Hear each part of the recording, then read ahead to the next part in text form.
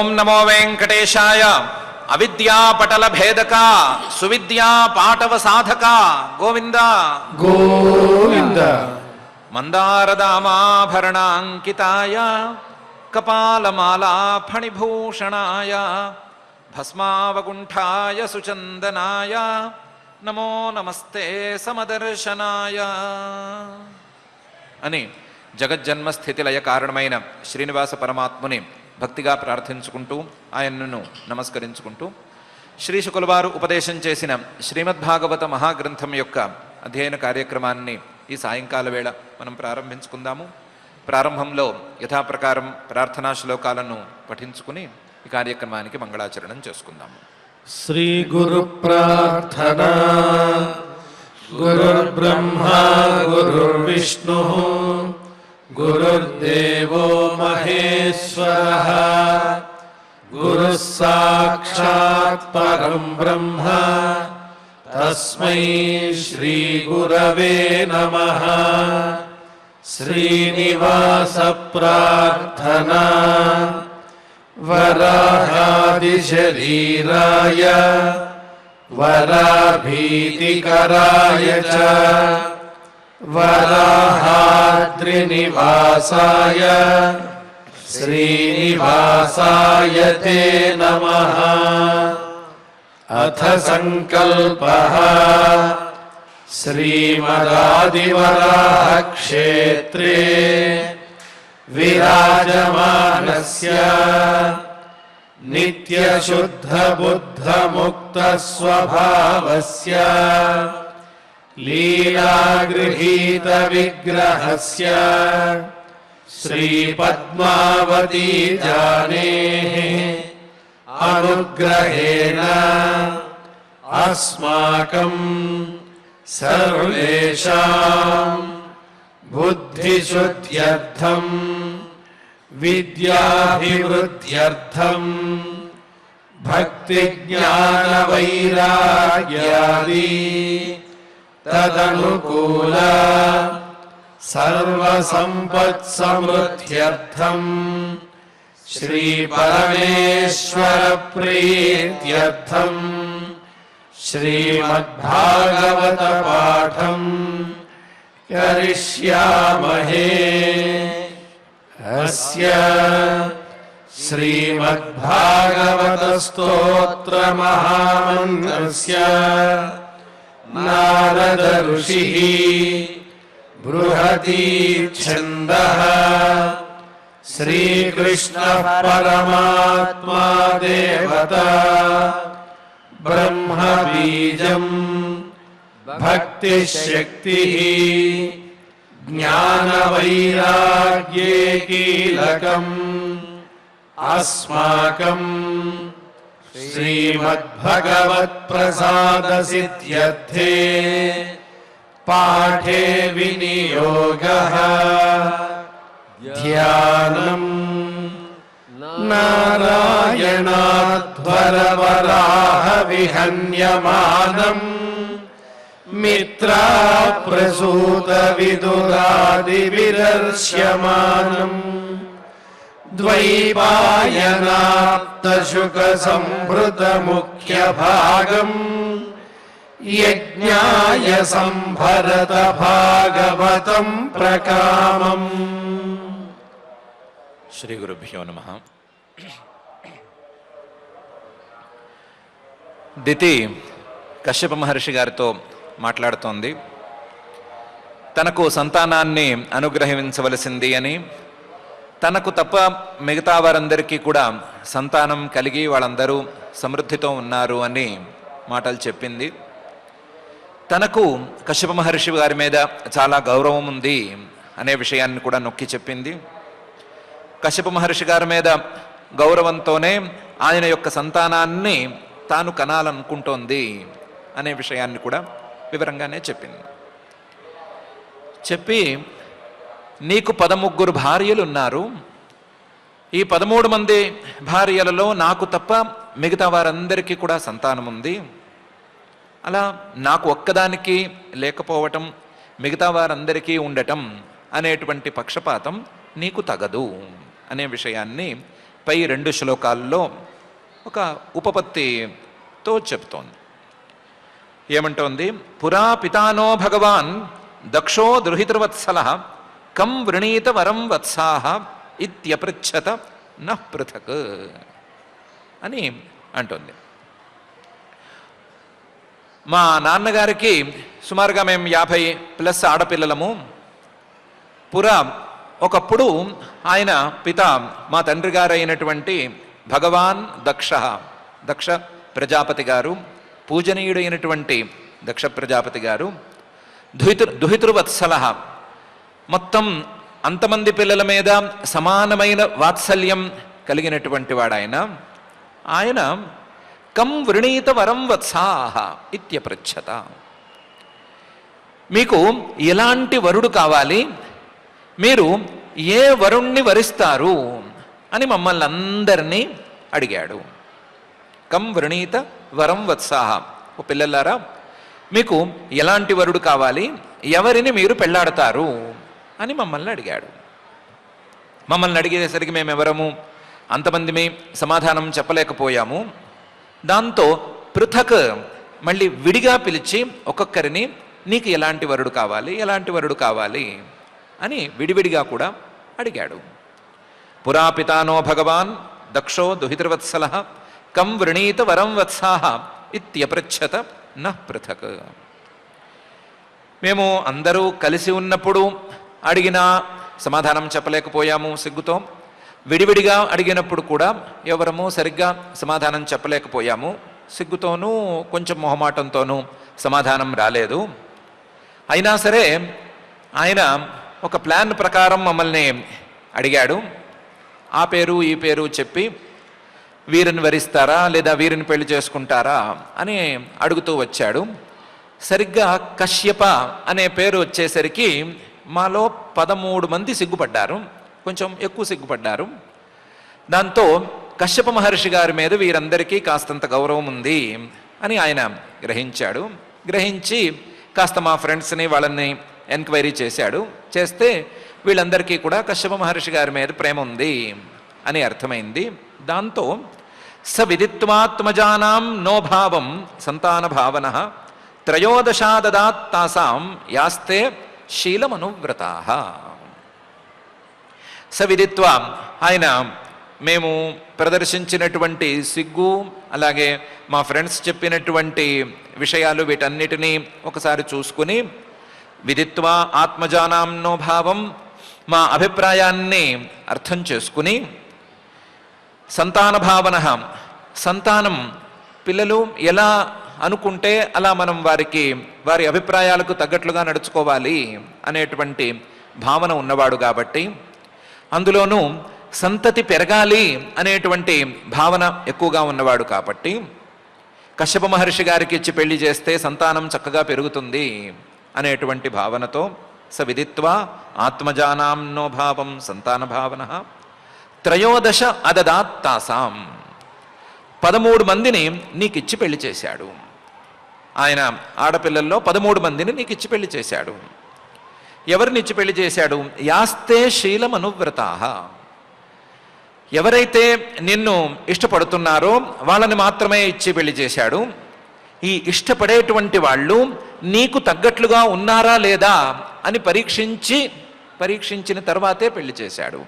యాహ తే శీలమనువ్రతా, నీ ఆచరణని లేదా నీ యొక్క గొప్పదనాన్ని గొప్పగా భావించేటువంటి వాళ్ళని వెతికి వాళ్ళనే ఇచ్చాడు. అలాగే నీ శీలానికి తగ్గట్లుగా ఉండేటువంటి వాళ్ళనే ఇచ్చి పెళ్లి చేశాడు.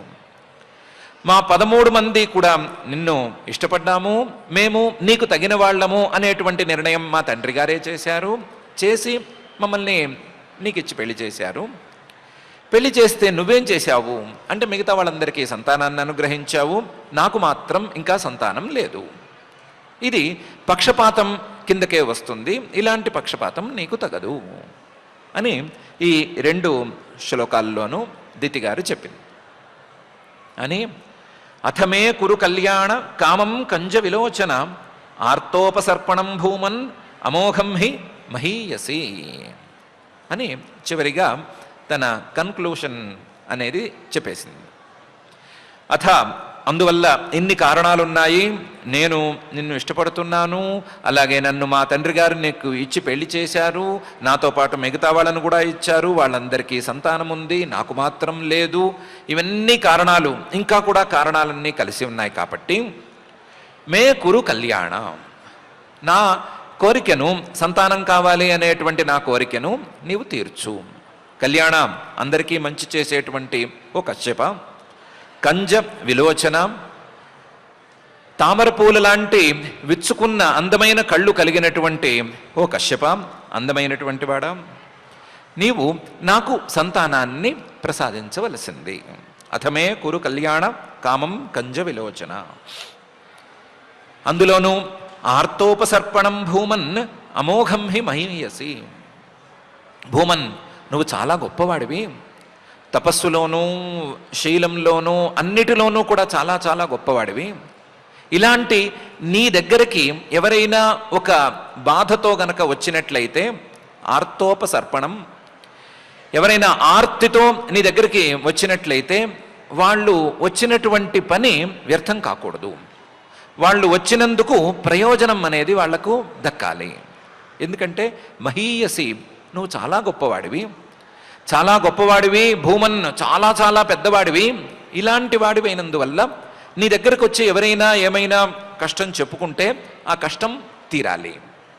ఇప్పుడు నేను కూడా నీ దగ్గరకు వచ్చి కష్టం చెప్పుకున్నాను, నాకు సంతానం లేదు అని, ఈ కష్టం తీరిపోవలసిందే అని దితి ఆర్తోపసర్పణం భూమన్ అమోఘం హి మహీయసి అనే మాటలో తేల్చి చెప్పింది.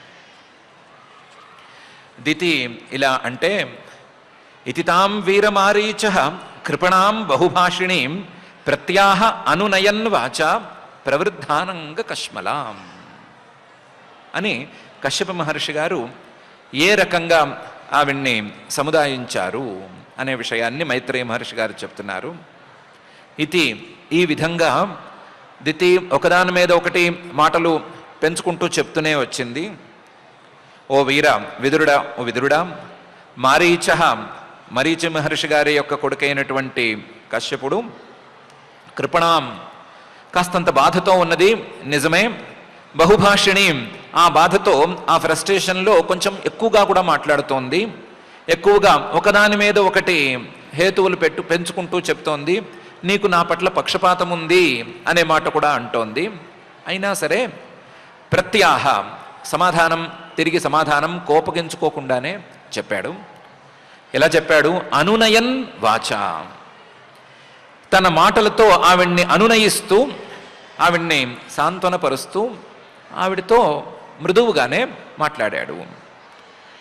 ఎందుకు ఆవిడ దోషాలను, చిన్న చిన్న దోషాలను లెక్క చేయలేదు అంటే, ప్రవృద్ధ అనంగ కష్మలాం, ఆవిడ సంతానం కావాలి అనేటువంటి కోరికతో ఉంది. అందువల్ల ఆవిడికి కొంచెం మోహం అనేది ఎక్కువైపోయింది, ఏం మాట్లాడుతోందో సరిగ్గా తెలియటం లేదు.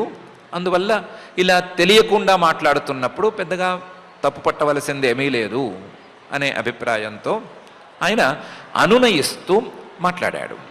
ఇతి తాం వీరమారీచ కృపణాం బహుభాషిణీం ప్రత్యాహ అనునయన్ వాచ ప్రవృద్ధ అనంగ కష్మలాం అని ఈ శ్లోకంలో మైత్రేయ మహర్షి గారు చెప్తున్నారు.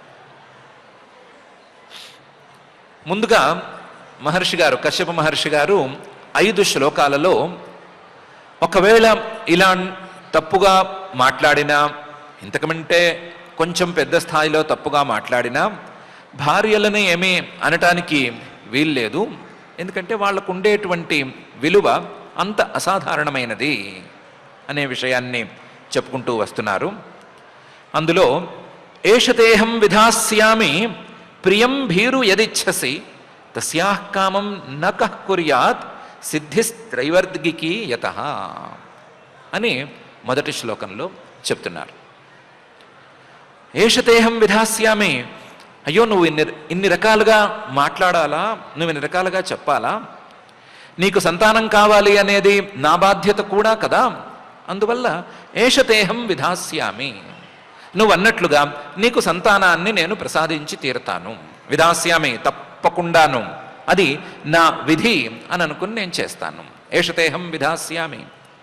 ప్రియం, నీకు ఇష్టమైనట్లుగానే నేను చేస్తాను. భీరు, నువ్వు భయపడుతున్నావు, మిగతా వాళ్ళకి సంతానం కలిగిపోయింది, నాకు కలగలేదు, అందువల్ల నన్ను ఎవరైనా సూటిపోటు మాటలు అంటారేమో అని భయపడుతున్నావు, లేదా సంతానం కలగదేమో అని భయపడుతున్నావు. అలా భయమేమీ అక్కర్లేదు. యదిచ్ఛసి తద్విధాస్యామి. నీకు ఏ రకమైన సంతానం కావాలంటే ఆ రకమైన సంతానాన్ని నేను అనుగ్రహిస్తాను. అసలైన ఎందుకు నేను నీ మీద పక్షపాతం చూపిస్తున్నాను అని నువ్వు అనుకుంటున్నావు. ఆ భావన నీకెందుకు వచ్చింది? ఆ భావన నా మీదే కాదు, ఏ భర్త మీదైనా సరే ఎందుకు రావాలి? మంచి భర్త అనేవాడు ఎవడైనా సరే తస్యాః కామం న కః కుర్యాత్. భార్య కోరిన కోరికను ఎందుకు తీర్చరు? ఎవరు తీర్చరు? అందరూ భార్య చెప్పినట్టు నడుచుకోవాలని అనుకుంటారు కదా.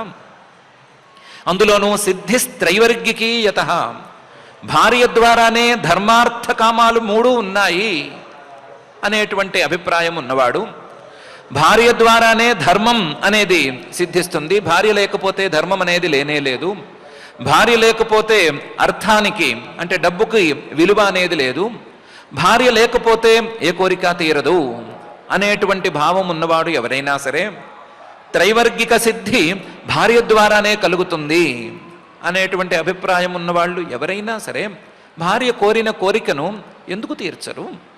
తీరుస్తారు, తప్పనిసరిగా తీరుస్తారు. నేను అలాంటి వాడినే. నేను కూడా నిన్ను ఆశ్రయించుకునే త్రైవర్గిక సిద్ధిని, ధర్మ అర్థ కామాల యొక్క సిద్ధిని పొందుతూ ఉన్నాను. అందువల్ల నేను కూడా నువ్వు కోరిన కోరికను తీరుస్తాను. ఏషతేహం విధాస్యామి ప్రియం భీరు యదిచ్ఛసి తస్యాః కామం న కః కుర్యాత్ సిద్ధిస్త్రైవర్గికీ యతః అని కశ్యప మహర్షి గారు ఈ శ్లోకంలో అన్నారు. అదేంటి అంత గొప్పదనం ఈ భార్యలో ఉందా అని అడిగితే దానికి చెప్తున్నారు, సర్వాశ్రమానుపాదాయ స్వాశ్రమేణ కలత్రవాన్ వ్యసనార్ణవమత్యేతి జలయానైర్ యథార్ణవం అని. భార్య ఉంటేనే, భార్య ఉన్నటువంటి గృహస్థాశ్రమంలోనే మానవుడికి సరి అయిన సిద్ధి ఉంటుంది. మిగతా ఆశ్రమాలలో ఇంత బలమైనటువంటి సాధనాలు ఉండవు.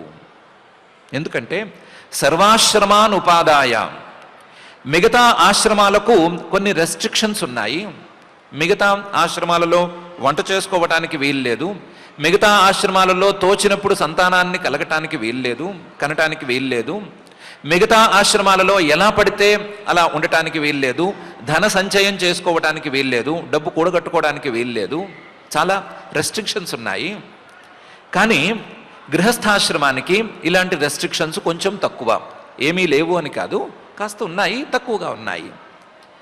స్వాశ్రమేణ కలత్రవాన్, సరి అయిన విధానంలో వివాహం చేసుకుని, అంటే గృహస్థాశ్రమాన్ని స్వీకరించటానికి వీలుగా ఉండే విధానంలో వివాహం చేసుకుని, కళత్రవాన్ భార్యను తెచ్చుకుని ఇంటికి తెచ్చుకుని, ఆ భార్య ద్వారా సర్వాశ్రమాన్ ఉపాదాయ, తాను లాభపడుతూ, అంటే భార్య వండిన వంట తాను తింటూ, తనతో పాటుగా మిగతా బ్రహ్మచారులకి సన్యాసులకి అవసరమైతే వానప్రస్థులకి అందరికీ కూడా ఆ వంటని పంచుతూ, ఇంకా కూడా వాళ్లకు కావలసినటువంటి చిన్న చిన్న ఉపకారాలను చేస్తూ, సర్వాశ్రమాన్ ఉపాదాయ స్వాశ్రమేణ కలత్రమాన్ వ్యసనార్ణవం అత్యేతి.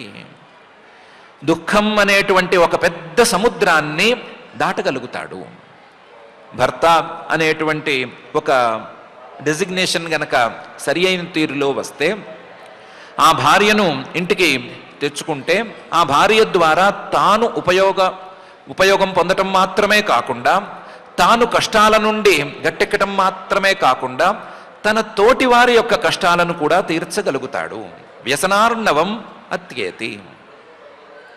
ఎంత సులభంగా ఆ సముద్రాన్ని దాటగలుగుతాడు అంటే, జలయానై యథా అర్ణవం. పెద్ద పెద్ద ఓడలు సంపాదించుకుంటే ఆ ఓడల ద్వారా సముద్రాన్ని ఎంత అవలీలగా దాటొచ్చో అంత అవలీలగా ఈ కష్టాలనే సముద్రాన్ని దాటగలుగుతాడు. మిగతా వాళ్ళు కష్టాలను ఈదుతూ ఉంటారు, ఈ గృహస్థుడు మంచి భార్య ఉన్నవాడు మాత్రం కష్టాలను దాటగలుగుతాడు. ఈ భార్య అనేటువంటి నౌకతో కష్టాలను దాటగలుగుతాడు అని కశ్యప మహర్షి గారు సర్వాశ్రమాన్ ఉపాదాయ స్వాశ్రమేణ కలత్రవాన్ వ్యసనార్ణవమత్యేతి జలయానైర్ యథార్ణవం అని అంటున్నారు. అంతేకాదు అసలు చాలా తక్కువగా చెప్పినట్లు ఇది. యామాహురాత్మనో హ్యర్థం శ్రేయస్కామస్య మానిని యస్యాం స్వధుర మధ్యస్య పుమాంశ్చరతి విజ్వరః అని భార్య గొప్పదనం ఇంకా పెద్ద స్థాయిలో ఉంది అని ఈ శ్లోకంలో అంటున్నారు. భార్యని భార్య అని విడిగా శాస్త్రం చూడదు. భార్యాభర్తలు అనే బహువచనం తప్పు ఒక రకంగాను, దాన్ని ఏకవచనంలో మాట్లాడుకోవాలి. యామాహు ఆత్మనః అర్థం, దేహానికి తన యొక్క శరీరానికి సగభాగం అనేది ఎంత విలువైందో అంతే విలువైంది ఆ స్థానంలో ఉండేది భార్య అని చెప్తారు. అర్ధాంగి అనే మాట కూడా వాడకంలో ఉంది. ఈ సగభాగం అనేటువంటి ఈ భార్య వాస్తవానికి ఈయనలోనే భాగం, భర్తలోనే ఒక భాగం. భార్యాభర్తలు అని ఇద్దరు లేరు, భార్యాభర్త కలిస్తే ఒకరే. ఈ విషయం వాళ్ళు వీళ్ళు చెప్పింది కాదు, ఈ విషయాన్ని శాస్త్రమే చెప్తుంది. దంపత్యో సహాధికార అని శాస్త్రం అంటుంది. పెళ్ళైన తరువాత చేసేటువంటి వైదికమైన క్రతువులు ఏ ఉన్నా సరే, పూజలు కావచ్చు, యజ్ఞాలు కావచ్చు, యాగాలు కావచ్చు, ఏ ఉన్నా సరే ఆ రెండిటిలోనూ భార్యాభర్తలు ఇద్దరూ కలిసి ఒక కర్త అని శాస్త్రం చెప్తుంది. సహ అధికార, విడివిడిగా వేరువేరు కర్తృత్వం కాదు, ఒకే కర్తృత్వం అనే మాట శాస్త్రం చెప్తుంది. ఎలా కర్తృత్వం ఒకటే అని చెప్తోంది అంటే ఈ భార్యను వేరుగా శాస్త్రం చూడట్లేదు, భార్యను భర్తలో భాగంగానే చూస్తోంది. యామాహురాత్మనో హ్యర్థం శ్రేయస్కామస్య, శ్రేయస్సు కావాలి అని కోరుకునేవాడు ఎవడైనా సరే, ఆ శ్రేయస్సును శాస్త్రంలో వెతుక్కునేవాడు ఎవడైనా సరే ఈ సంగతి శాస్త్రంలో చూసేసుకోవచ్చు. ప్రస్తుతం నువ్వు కోపంలో ఉన్నావు కాబట్టి, మానిని కోపంగా ఉన్నావు కాబట్టి నేను ఇలా నడుచుకుంటున్నాను అని నువ్వు గుర్తించటం లేదు, కానీ నేను కూడా ఇలాగే ఉంటున్నాను. యామాహురాత్మనో హ్యర్థం శ్రేయస్కామస్య మానిని. ఇంతేకాదు యస్యాం స్వధుర మధ్యస్య పుమాంశ్చరతి విజ్వరః, అంతవరకు తానే పనులు చేసుకుంటున్నటువంటి బ్రహ్మచారి, ఒంటికాయ సొంటి కొమ్ము, ఈ భార్య అనేది వస్తూనే ఆ భార్యకి తన బాధ్యతలన్నిటినీ ఒప్పగించి స్వధురం అధ్యస్య, తన బాధలన్నీ తన బాధ్యతలన్నీ కూడా ఆవిడ నెత్తిన మోపేసి స్వధుర మధ్యస్య పుమాన్ చరతి విజ్వరః, తాను నిశ్చింతగా కూర్చుంటాడు. అంతవరకు తాను చేసుకునే ఎన్నెన్నో పనులు మెల్లగా భార్యకి ట్రాన్స్ఫర్ చేసేస్తాడు. చేసి ఆ పనులన్నీ నువ్వు చెయ్యి అని చెప్తాడు. చెప్పి చేస్తుందా లేదా అని సందేహం కూడా పెట్టుకోడు. పుమాంశ్చరతి విజ్వరః, నిశ్చింతగా కూర్చుంటాడు. మా ఆవిడ అన్నీ చూసుకుంటుందండి, అన్నీ ఆవిడే చూసుకుంటుంది అని చెప్పుకుంటూ ఉంటాడు. నేను అలాగే చెప్పుకుంటున్నాను, నేను నీ విషయంలో అలాగే మాట్లాడుతూ ఉన్నాను, నేను కూడా నాలో నిన్ను సగభాగంగానే చూస్తున్నాను, నేను కూడా శ్రేయస్కాముణ్ణై శాస్త్రాన్నే అనుసరిస్తున్నాను, శాస్త్రం ప్రకారమే నేను కూడా నడుచుకుంటున్నాను. ఇలాంటప్పుడు నిన్ను విడిగా చూస్తాను అని నువ్వెందుకు అనుకుంటున్నావు? విడిగా చూస్తున్నాను, పక్షపాతం ప్రదర్శిస్తున్నాను అని నువ్వెందుకు అనుకుంటున్నావు? నేను చూడను, మంచి భర్తలు ఎవరూ కూడా అలా విడిగా చూడరు అని యామాహురాత్మనో హ్యర్థం శ్రేయస్కామస్య మానిని యస్యాం స్వధుర మధ్యస్య పుమాంశ్చరతి విజ్వరః అని మహర్షి గారు ఈ శ్లోకంలో అంటున్నారు. ఇంతేకాదు యామాశ్రిత్యేంద్రియారాతీన్ దుర్జయాన్ ఇతరాశ్రమై వయం జయేమ హేలాభి దస్యూన్ దుర్గపతిరి యథా అని నిన్ను ఆశ్రయించుకుని, నిన్ను అడ్డం పెట్టుకుని మేము సాధించరాని ఫలితాలను కూడా సాధిస్తున్నాము అని అంటున్నారు. యామాశ్రిత్య భార్య అనేది ఉంటే ఆ భార్యను ఆశ్రయించుకుని, భార్యను ఆసరాగా చేసుకుని ఇంద్రియారాతీన్, ఇంద్రియాలు అనేటువంటి శత్రువులను గెలవగలుగుతారు.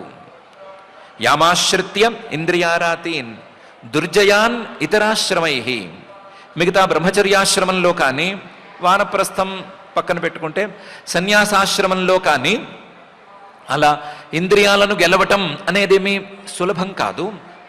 లేదా వాళ్ళ తప్పులను రాకుండా చూసుకోవటం, లేదా తప్పులు చేయకుండా చూసుకోవటం అనేది సులభంగా ఏమీ జరగదు. కానీ గృహస్థులు మాత్రం, భార్య, మంచి భార్య కలిగిన వాళ్ళు మాత్రం వయం జయేమ హేలాభి, లీలగా వీటన్నిటినీ గెలుస్తున్నాము. లీలగా, అనాయాసంగా, కష్టం లేకుండా గెలుస్తున్నాము. మంచి పర్వదినం అనే విషయం గుర్తు లేకుండా ఇష్టం వచ్చినట్లు ఉండాలని అనుకుంటాము. ఈ లోపల తెల్లవారుజామునే లేపి ఈరోజు కార్తీక సోమవారమనో కార్తీక పూర్ణిమనో గుర్తు చేస్తుంది భార్య, మంచి భార్య. అలాగే ఏదో డబ్బులు ఎక్కువ ఖర్చు పెట్టేద్దాము, ఖర్చు పెట్టవలసిన దానికంటే ఎక్కువ ఖర్చు పెడదాము అనుకున్నప్పుడు కూడా తట్టి ఖర్చు పెట్టద్దు, కాస్త జాగ్రత్త చేసుకుందాము, భవిష్యత్తులో కావాలి అని చెప్తుంది భార్య, మంచి భార్య. అదే బ్రహ్మచారికో మరొకరికో ఈ అవకాశం ఉండదు. వాళ్ళు మర్చిపోతే మర్చిపోయినట్లే, గుర్తు చేసేందుకు ఎవరు ఉండరు. కానీ ఎన్నెన్నో మంచి విషయాలను, మర్చిపోయినటువంటి మంచి విషయాలను, లేదా దారి తప్పినటువంటి సందర్భాలను అన్నిటినీ సరిచేసి భార్య, మంచి భార్య గృహస్థుణ్ణి సరి అయిన దారిలో పెడుతుంది, మంచి సలహాదారుగా వ్యవహరిస్తుంది. తనకున్నటువంటి తెలివితేటలన్నిటినీ కూడా ఈ భర్త తాలూకు మంచి, వీటి తాలూకు ఆలోచనలతోనే, వీటి తాలూకు ధ్యాసతోనే ఖర్చు చేస్తుంది. అందువల్ల యామాశ్రిత్యేంద్రియారాతీన్ దుర్జయా నితరాశ్రమై వయం జయేమ హేలాభి. ఎలా అంటే దస్యూన్ దుర్గపతిరి యథా. ఒక గ్రామం ఉంది అనుకుంటే, ఒక చిన్న ఊరు ఉందనుకుంటే, ఆ ఊరి మీద కనుక బందిపోట్లు, దస్యువులు పడ్డారంటే ఊరు తట్టుకోలేదు. ఆ ఊరు అప్పటికప్పుడు నాశనం అయిపోవలసిందే. ఒకసారి బందిపోట్లు ఊరి మీద దాడి చేశారు అంటే కేవలం దోచుకుని పోరు, వాళ్ళు ఊరంతా పాడు చేసిపోతారు, వాళ్ళని వీళ్ళని కొట్టి తిట్టిపోతారు. వాళ్ళ నుంచి రక్షణ కావాలి అంటే గ్రామం తాలూకు రక్షణ అనేది చాలదు. వాళ్ళ నుంచి గనక రక్షణ కావాలి అంటే ఒక పెద్ద దుర్గం ఉండాలి. దుర్గం అంటే ఫోర్ట్, అది ఉండాలి. అందులోనూ దాని చుట్టూ అగడతలు, దానిలో మొసళ్ళు, అవి ఇవి, ఈ సిస్టమ్ అంతా కూడా ఉండాలి. ఆ దుర్గం పాలించేటువంటి వాడు, దుర్గాన్ని పాలించేటువంటి వాడు, ఆ దుర్గాన్ని పక్కాగా సంరక్షించుకునేటువంటి వాడు ఈ బందిపోట్లకి బెదరవలసిన పనే లేదు. బందిపోట్లు కనుక వచ్చినట్లయితే, దుండగులు వచ్చినట్లయితే చాలా సులభంగా వాళ్ళందరినీ తరిమి కొడతాడు. అసలు వాళ్ళందరినీ తనలోనికి రానివ్వను కూడా రానివ్వడు. ఎలా రానివ్వడు అంటే తాను చేసుకున్నటువంటి వ్యవస్థ అంటిది, అంత గట్టిది కాబట్టి దాని ద్వారా రానివ్వకుండా ఉండగలుగుతాడు. అలాగే గృహస్థాశ్రమం అనేది ఒక దుర్గాన్ని నిర్మించుకోవటం లాంటిది. సరి అయిన తీరులో దాన్ని శాస్త్ర విహితమైనటువంటి దారిలో ఈ ఆశ్రమాన్ని గనక నిర్మించుకున్నట్లయితే, గృహస్థాశ్రమాన్ని రెడీ చేసి పెట్టుకున్నట్లయితే, ఒక దుర్గంలో ఉన్నవాడు సంరక్షణతో ఉన్నట్లుగా ఎంత హాయిగా ఉండొచ్చో అంత హాయిగా ఉండొచ్చు. ఈరోజు మర్చిపోతామేమో, రేపు మంచి రోజేమో, మా అమ్మ పుట్టినరోజేమో, మా నాన్నగారి పుట్టినరోజేమో, ఇలాంటివి ఏమైనా మర్చిపోతే ఏమైనా అనేటువంటి భయం ఏమీ లేదు. అన్నీ గుర్తు చేస్తారు, అన్నిటినీ వేళల్లో చేస్తారు. కానీ వాళ్ళది మర్చిపోతేనే ఊరుకోరు, అది వేరే సంగతి. కానీ వాళ్ళు జాగ్రత్తగా కాపాడతారు అని యామాశ్రిత్యేంద్రియారాతీన్ దుర్జయా నితరాశ్రమై వయం జయేమ హేలాభి దస్యూన్ దుర్గపతిర్ యథా అని కశ్యప మహర్షి గారు దితితో అంటున్నారు. కాదమ్మా, అసలు ఆలోచించి చూస్తే నవయం ప్రభవస్తాం త్వాం అనుకర్తుం గృహేశ్వరి అప్యాయుషావా కార్త్స్నియేన ఏ చాన్యే గుణగృధ్నవః అని. అసలు భార్యలు చేసేటువంటి పని మగవాళ్ళు ఎవరూ చేయలేరు అని తేల్చి చెప్పేస్తున్నారు. భార్యలు చేసే పని మగవాళ్ళు ఎవరు చేయనేలేరు. ఆ చేయలేరు అనే దాన్ని చాలా తక్కువ స్థాయిలో మాట్లాడుకుంటున్నాము. నవయం ప్రభవ, మేమెవ్వరము కూడా, నేను కాదు నాతో పాటు మా సోదరులందరూ ఉన్నారు, ఎవ్వరూ కూడా నవయం ప్రభవ, ఎవ్వరికి సామర్థ్యం లేదు, ఎవరికి అంత సామర్థ్యం లేదు. ఎలాంటి సామర్థ్యం లేదు? తాం త్వాం అనుకర్తుం, నిన్ను అనుకరించేటువంటి సామర్థ్యం కూడా లేదు. నీవు చేసే పనులలో కొన్ని పనులు చేసైనా సరే నిన్ను ఇమిటేట్ చేద్దామన్నా కూడా కుదరదు. నవయం ప్రభవస్తాం త్వాం అనుకర్తుం, ఎందుకంటే నీవు గృహేశ్వరి, ఈ గృహానికి నీవు ఈశ్వరివి, ఈ గృహానికి నీవు రాణి లాంటి దానివి.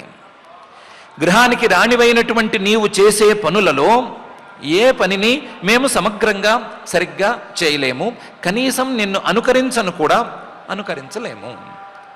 కనీసం చిట్ట చివరికి ఒక్క చారు కూడా నీలాగా పెట్టడం అనేది సాధ్యపడదు.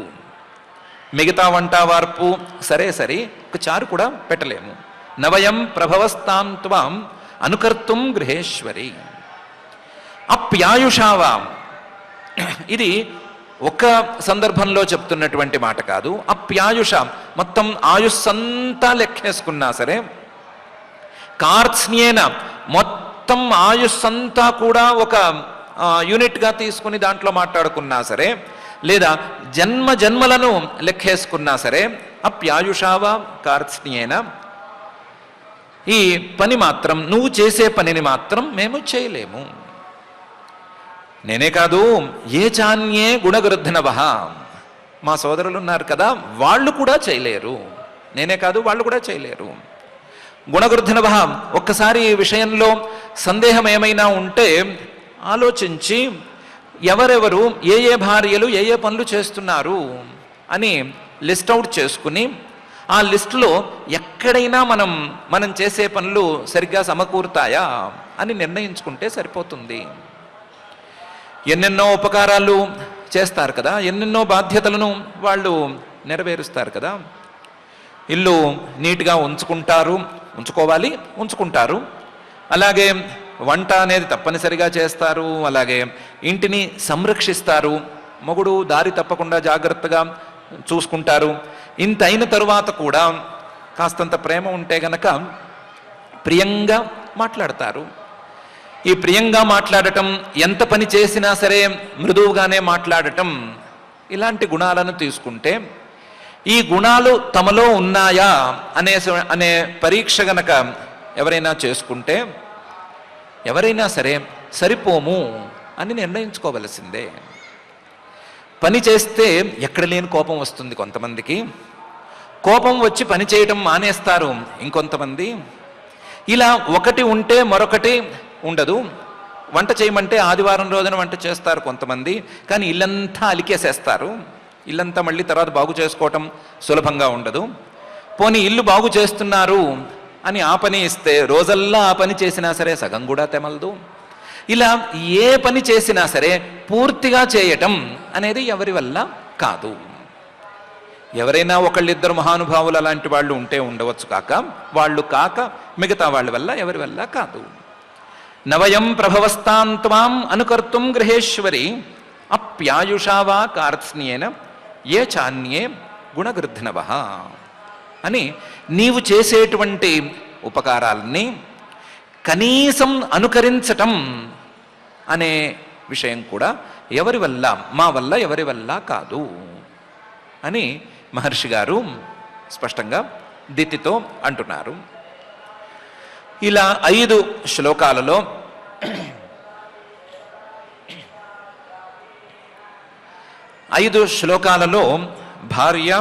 భార్య తాలూకు గొప్పతనాన్ని వర్ణిస్తూ, నీ మీద నాకు అపరిమితమైనటువంటి గౌరవం ఉంది, నీ మీద చాలా ప్రేమ కూడా ఉంది, నీ మీద పక్షపాతం నాకు ఏమీ లేదు అనే విషయాన్ని కశ్యప మహర్షి గారు స్ట్రాంగ్గా చెప్పారు. చెప్తే దితి అంది కదా, నువ్వు చక్కగా మాట్లాడుతున్నావు, లేటుగా వచ్చిన వాళ్ళు చాలామంది మా బావమరుదులందరూ ఇలాంటి కహానీలే చెప్తారు. ఏమైనా అడిగితే తీర్చని వాళ్ళు, ఏమైనా కొనుక్కురమ్మంటే కొనుక్కురాని వాళ్ళు కూడా ఇలాంటి కబుర్లే చాలా చెప్తారు, తీయగా మాట్లాడతారు. కానీ నేను అడిగిన దాని మాట ఏంటి, దాని గురించి మాత్రం నాకు చెప్పు అని అడిగింది. దానికి ఆయన సమాధానం చెప్తున్నారు. అథాపి కామమేతంతే ప్రజాత్యై కరవాణ్యలం యథామాం నాతి వోచంతి ముహూర్తం ప్రతిపాలయ అని. నువ్వు అడిగింది నేను తప్పనుకుంటా తీరుస్తాను. అథాపి ఒకవేళ నీవు చేసేటువంటి ఉపకారాలకు ప్రత్యుపకారం చేసేటువంటి సామర్థ్యం నాకు లేకపోవచ్చుగాక, నీవు చేసేటువంటి పనులను అనుకరించే సామర్థ్యం నాకు లేనే లేదు, నీవు చేసే ఉపకారాలకు ప్రత్యుపకారం చేసే సామర్థ్యం కూడా నాకు లేదు, లేకపోవుగాక పర్వాలేదు. అథాపి కామమేతంతే నువ్వు అడిగినటువంటి ఈ కోరిక మాత్రం ప్రజాత్యై సంతానం కోసం నువ్వు కోరావు కాబట్టి కరవాణి అలం తప్పకుండా నీకు తీరుస్తాను, నీకు సంతానాన్ని అనుగ్రహిస్తాను. కానీ సంతానాన్ని అనుగ్రహించటంలో విధానం ఎలా ఉండాలి అంటే యథామాం నాతి వోచంతి. ఎవరైనా సరే నన్ను మళ్ళీ నిందించకుండా శాస్త్రం తప్పాడు అనే మాట నన్ను అనకుండా, కశ్యప మహర్షి గారు శాస్త్రం ప్రకారం నడుచుకోలేదు అనే మాట నన్ను అనకుండా యథామాం నాతి వోచంతి ముహూర్తం ప్రతిపాలయ, నేను తప్పనిసరిగా అదే విధంగా చేస్తాను, శాస్త్రవిహితమైనటువంటి పద్ధతిలోనే నీకు కావలసిన సంతానాన్ని ఇస్తాను. కానీ ముహూర్తం ప్రతిపాలయ, ఇదో సూర్యుడు అస్తమిస్తున్నాడు, సూర్యుడు దిగిపోతున్నాడు, ఇక్కడి నుంచి ఒక 45-48 నిమిషాల సమయం ఉంది. ఈ సమయాన్ని నువ్వు కాసేపు ఆపు, లేదా ఈ సమయం కొంచెం సేపు గడవని నువ్వు కాస్త ఆగు, అది అయిన తర్వాత దేని సంగతి చూస్తాను అని మహర్షి గారు అథాపి కామమేతంతే ప్రజాత్యై కరవాణ్యలం యథామాం నాతివోచంతి ముహూర్తం ప్రతిపాలయ అని అన్నాడు. కహానీలు చెప్పొద్దు అనే కదా మొదలుపెట్టాను, నువ్వు మళ్ళీ ముహూర్తం ప్రతిపాలయ అంటావేంటి, ఈ సంవత్సరం కాదు పై సంవత్సరం నువ్వు అడిగింది కొనిపెడతాను అన్నట్లే ఉంది కదా ఇది అంటే, దానికి కశ్యప మహర్షి గారు అంటున్నారు, ఏషా ఘోరతమా వేళ ఘోరాణం ఘోరదర్శన చరంతి యస్యాం భూతాని భూతేశానుచరాణిహ అని. నువ్వు అడిగినటువంటి కాలం బాగాలేదు, సంతానం కోసం అడగవలసినటువంటి కాలం కాదిది. ఏషా ఘోరతమా వేళ, ఇది ఘోరమైనటువంటి కాలం, దీనికి ప్రదోషకాలం అని పేరు. అంటే రాత్రి రాబోతోంది, సూర్యుడు అస్తమిస్తున్నాడు, ఇదో దిగిపోతున్నాడు, చీకట్లు పూర్తిగా రాలేదు, చీకట్లు లేవు, అలాగని వెలుగు కూడా పూర్తిగా లేదు, మసక చీకటి, ఇలాంటి కాలం ఉంది కదా. ఏషా ఘోరతమ వేళ, ఇది మంచి కాలం అయితే కాదు, ఘోరమైనటువంటి కాలం. అందులోనూ ఎలాంటి ఘోరం, ఘోరాణం ఘోరతమా వేళ, ఘోరమైనటువంటి కాలాలన్నిటినీ తీసుకుంటే ఆ ఘోరమైనటువంటి కాలాల్లో కల్లా కూడా ఘోరమైన కాలం. ఎన్నెన్నో ఘోరమైన కాలాలు ఉంటాయి, ఆ ఘోరమైన కాలాల్లో కల్లా కూడా ఇప్పుడున్న కాలం ఘోరమైన కాలం. ఉదాహరణకు తీసుకుంటే ప్రాతఃసంధ్య సాయం సంధ్య అని 2 కాలాలు తీసుకుంటే, ప్రాతఃసంధ్య కంటే కూడా సాయం సంధ్య అనేది ఘోరమైనటువంటి కాలం. ప్రాతఃసంధ్య కంటే కూడా ఇది కొంచెం కఠినమైనటువంటి కాలం. కాబట్టి ఘోరాణం ఘోరతమా వేళ, ఇది కేవలం ఘోరమైనటువంటి కాలం కాదు, ఘోర దర్శన, ఘోరమైనటువంటి విషయాలు ఇందులో కనిపిస్తూ ఉంటాయి, ఘోరమైనటువంటి ఎన్నెన్నో అంశాలు ఇందులో కనిపిస్తూ ఉంటాయి. కాబట్టి ఘోర దర్శన. ఏమంత ఘోరం ఉంది ఇందులో అంటే, యస్యాం చరంతి భూతాని, ఈ కాలంలో అందులోనూ సాయం సంధ్యాకాలంలో భూతాని, రకరకాల భూతగణాలు తిరుగుతూ ఉంటాయి. యస్యాం చరంతి భూతాని. పాతకాలంలో అయితే అసలు సంధ్య వేళ అంటూ ఉండేవాళ్ళు, ఆ సమయంలో పసిపిల్లల్ని బయటికి తెచ్చేవాళ్ళు కాదు, మిగతా వాళ్ళను కూడా అటు ఇటు తిరగద్దు, ఆడుకోవద్దు అని అంటూ ఉండేవాళ్ళు. ఓ చోట కూర్చో, ఏదైనా మంచి పని చేస్తూ ఉండు, ఇంట్లో దీపం పెట్టి ఏమైనా భగవంతుడిని చింతన చేస్తూ ఉండు అని అంటూ ఉండేవాళ్ళు.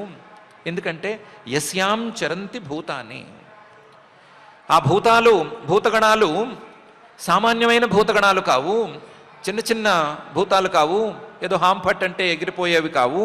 భూతేశ అనుచరాణి, భూతేశుడు ఈ భూతవర్గాలన్నిటికీ ఈశ్వరుడు పరమేశ్వరుడు ఆయన యొక్క అనుచరులైనటువంటి భూతాలివి. ఆయన తన సమానమైన రూపంతో సృష్టి చేశాడు అని అనుకున్నాం కదా. ఆ సృష్టి చేయబడ్డటువంటి రూపాలు భూతేశుడైనటువంటి పరమేశ్వరుడితో సమానమైన ప్రభావం కలిగినటువంటి భూతాలు. ఎవరో హూంపట్టు అంటే ఇవేమి కదలవు, సవ్యంగా ఉంటేనే వదిలి వెళతాయి, సవ్యంగా లేకపోతే ఎవరినైనా పట్టి పీడిస్తాయి. అందువల్ల ఈ కాలం సామాన్యమైన కాలం కాదు.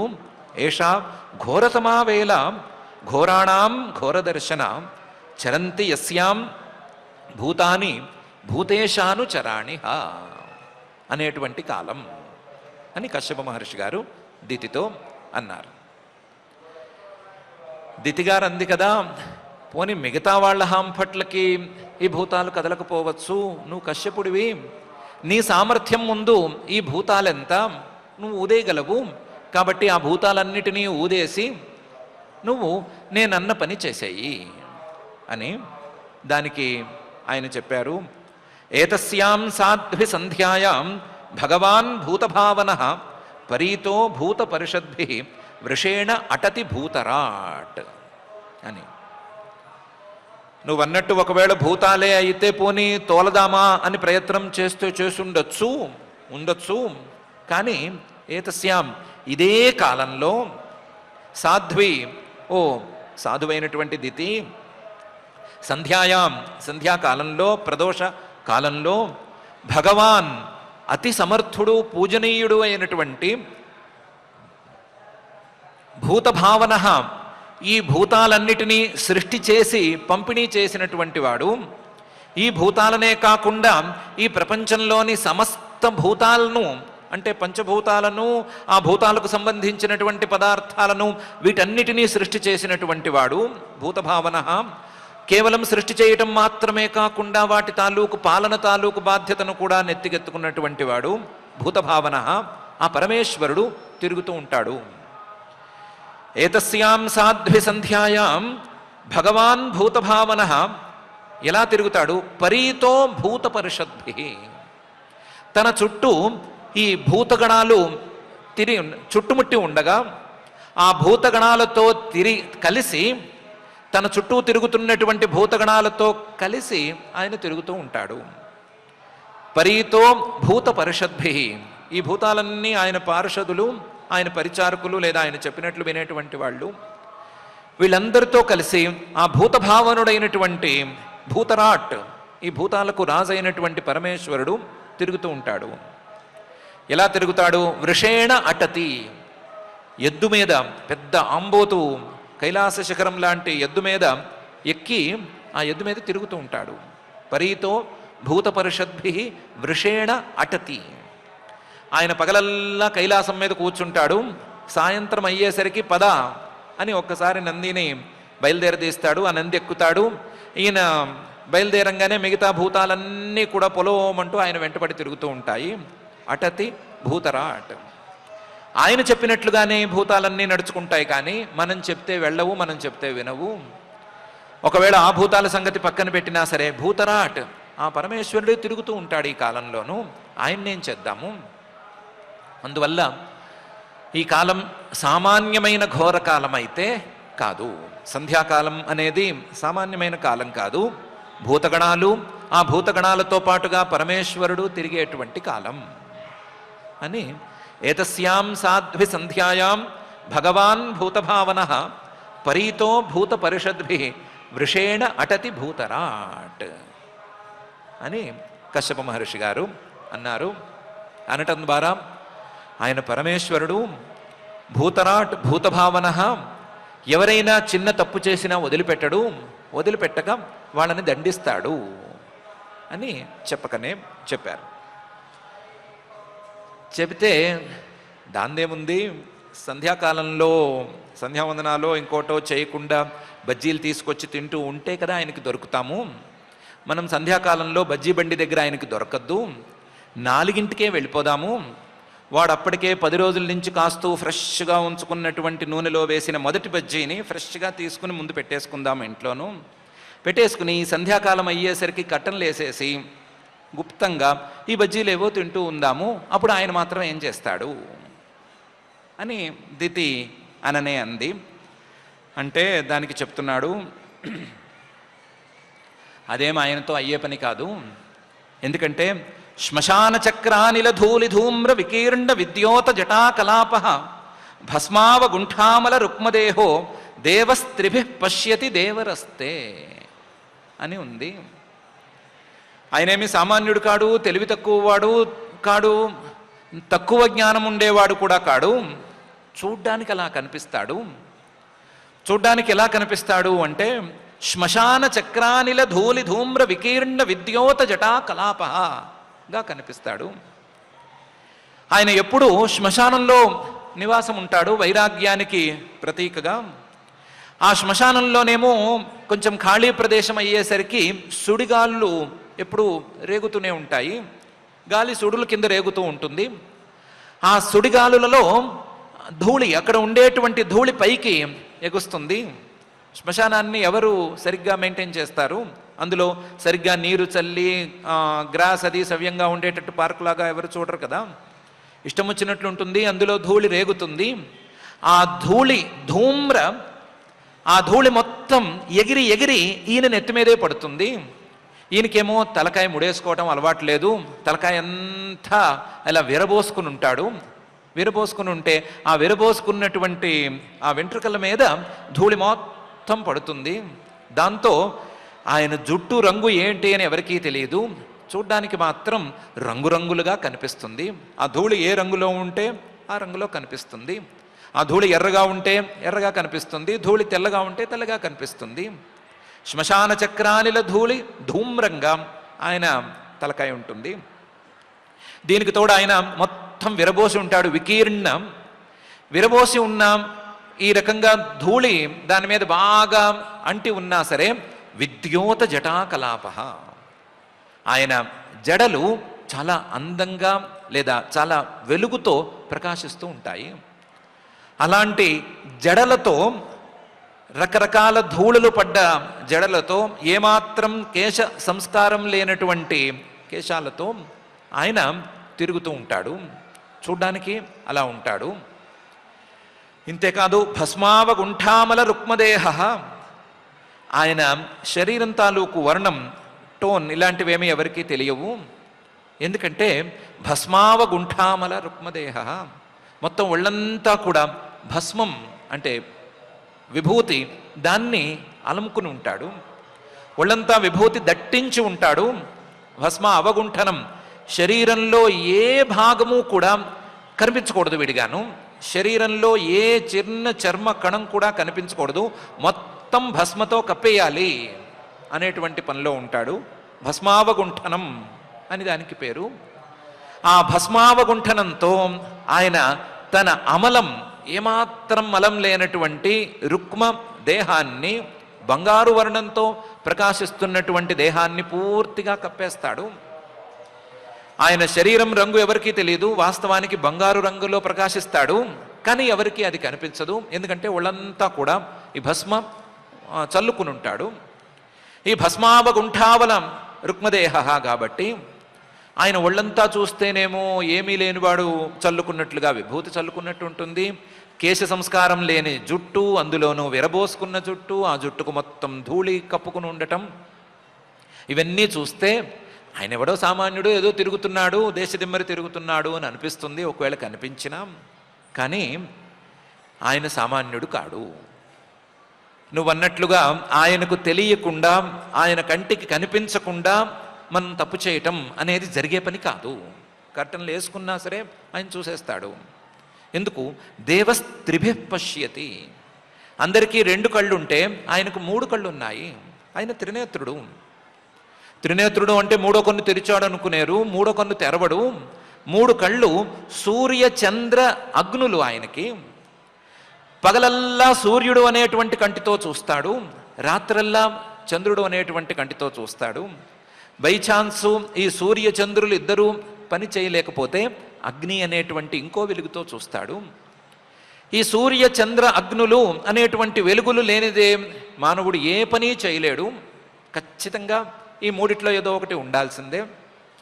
ఈ మూడిట్లో ఏమున్నా సరే ఆయన కంటికి కనిపించేసినట్లే. కర్టన్ వేసుకున్నా వేసుకోకపోయినా పెద్ద తేడా ఏం రాదు. ఎక్కడ ఏం జరిగినా సరే ఆయన చూడగలడు. దేవ త్రిభిః పశ్యతి. ఒకవేళ లైట్ ఆపేసి పూర్తిగా వెలుగు లేకుండా ఈ బజ్జీ తింటామన్నా కూడా అయ్యే పని కాదు. దేవ ఆయన స్వప్రకాశుడు, ప్రతి చోట ఆయనే ఉంటాడు. ఆయనను తప్పించుకుని ఎవరూ ఏమీ చేయలేరు. కోర్స్ దేవరస్తే నీకు మరిది వరస కూడా అవుతాడు ఆయన. నీ అక్క చెల్లెళ్లలో సతీదేవి కూడా ఉంది. ఆ సతీదేవికి ఆయన పతి. ఆ రకంగా చూసుకున్నప్పుడు మేమిద్దరము తోడళ్ళుళ్ళము. నేను ఆయన్ని అన్నగారు అనో తమ్ముడు అనో పిలుచుకోవాలి, వయస్సును బట్టి అన్నే అవ్వాలి ఆయన.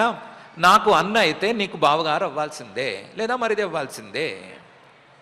ఆయనేం మనకు దూరమైన వాడు కాడు, మనకు దగ్గరవాడే. దగ్గరవాడితో పాటుగా ఆయన ఏమి సామాన్యుడు కాడు. ఆయన రుక్మదేహ స్వప్రకాశ చైతన్యమూర్తి. దాన్ని కప్పేసి తిరుగుతున్నాడు ఆయన. ఆయన్ని తప్పించుకుని తిరగటం మన వల్ల మాత్రం కాదు.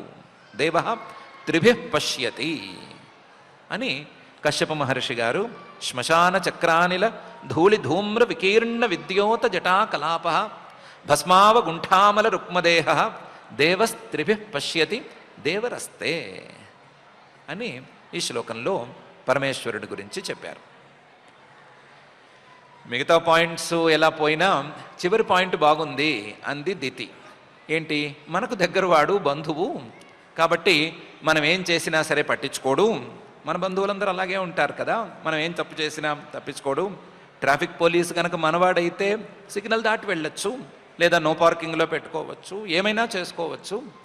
దేవరస్తే అన్నావు కాబట్టి నీకు తోడల్లుడు కాబట్టి నువ్వు అయినా మాట్లాడేసుకోండి, పర్వాలేదు, మనం బజ్జీ తినేసేయచ్చు అని అంటే అది మిగతా వాళ్ళ విషయంలో జరగచ్చు కానీ ఈ పరమేశ్వరుడి విషయంలో జరగదు అని కశ్యప మహర్షి గారు నయస్యలోకే స్వజన పరోవా నాత్యాదృతో నోత కశ్చిద్ విగర్హ్య వయం వ్రతైర్యచ్చరణాపవిద్ధాం ఆశాస్మహే అజాం బత భుక్తభోగాం అని చాలా బలంగా చెప్తున్నారు. ఇందులో చాలా ఇష్యూస్ ఉన్నాయి. ఒకటి ఆయనకు సంబంధించినటువంటి అంశం, నయస్యలోకే స్వజన పరోవా నాత్యాదృతో నోత కశ్చిద్ విగర్హ్య అనేది ఆయన స్వభావం. ఆయన లోకంలో, ఆయన సృష్టి చేసుకున్నటువంటి ఈ లోకంలో నయస్య లోకే స్వజన పరోవా, తనవాడు పరాయివాడు అని ఇద్దరు లేరు ఆయనకి. కాబట్టి మనవాడే కదా అనుకున్నా ఆయన అనుకోడు. స్వజన పరోవా నాస్తి. ఇది కాక నాత్యాదృత నైవ కశ్చిత్ విగర్హ్య, ఆయనకి వీడి మీద చాలా అభిమానం ఉంది అనే మాట లేనేలేదు, లేదా వీడంటే అసలు ఆయనకి పడదు అనే మాట కూడా లేదు. ఆయనకి ఎలాంటి మనుషులే లేరు. నాత్యాదృత నోత కశ్చిత్ విగర్హ్య, ఎవరి మీద అత్యాదరం లేదు, ఎవరి మీద విగర్హణ అంటే చిచి అనేటువంటి భావన, తుచ్చ భావన అది కూడా లేదు. ఈయన స్వజన పరజనులు అనే మాట లేకుండా అందరినీ సమదృష్టితో చూస్తాడు. సమదర్శనం ఉన్నటువంటి వాడిన. కాబట్టి మనం ఆయన్ని మనవాడు అనుకుంటే అనుకోవాలే తప్ప ఆయన మనల్ని ఏమి మనవాడు అనుకోడు. ఆయన స్వభావం అలాంటిది కాదు. నయస్యలోకే స్వజన పరోవా నాత్యాదృతో నోత కశ్చిద్ విగర్హ్య.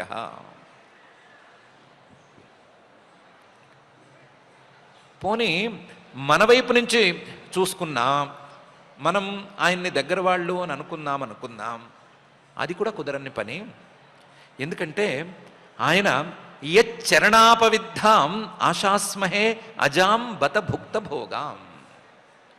ఆయన అజ అంటే జన్మలేనటువంటి మాయని చరణాపవిద్ధాం కాలితో తన్నేశాడు.